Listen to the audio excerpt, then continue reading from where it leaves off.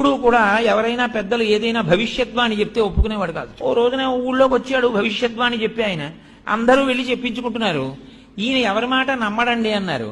ఆయన అన్నాడు, ఆ భవిష్యద్వాణి చెప్పి ఆయన, రేపు మిట్ట మధ్యాహ్నం 12 గంటలకి నువ్వు పాయసం తింటావు అన్నాడు. వీడు అన్నాడు కాబట్టి అది అబద్ధం అవ్వాలని ఆయన ఊరు విడిచిపెట్టి అరణ్యంలోకి వెళ్ళిపోయాడు. ఇప్పుడు ఎలా తింటాను నేను పాయసం? ఈయన వెళ్ళి ఓ చెట్టు కింద కూర్చున్నాడు. 11:30 అయింది. అటుగా వెడుతున్న బాటసారులందరూ మూటలు విప్పుకుని అన్నాలు తిందామని కూర్చున్నారు. కూర్చునేసరికి 11:12 అయింది. ఇంకా వాళ్ళు నోట్లో ముద్ద పెట్టుకుందాం అనుకుంటున్నారు.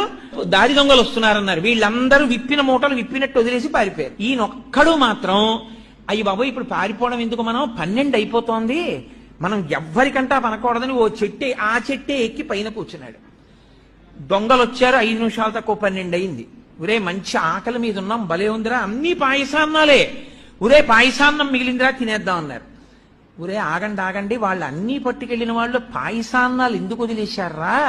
మన్ని మట్టు పెట్టడానికి ఇందులో విషం కలిపి ఉంటారు, ఇక్కడ ఎవడైనా ఉన్నాడేమో చూడండి, ముందు వాడికి పెట్టి చూద్దాం అన్నారు. ఖచ్చితంగా 12 అయింది. వాడిని దింపి నోట్లో పెట్టారు పాయసాన్ని. ఎందుకని వాడు పాయసం తప్ప ఏదైనా పెట్టండి, నేను తిన్న పాయసం తప్ప ఏదైనా పెట్టండి అంటున్నాడు. వీడికే పెట్టాలరా పాయసం అని ఖచ్చితంగా 12 పాయసం పెట్టారు. కాబట్టి కర్మవశమున భవమృతి కారణములు చేసుకున్న వాడికి చేసుకున్నంత మహదేవా.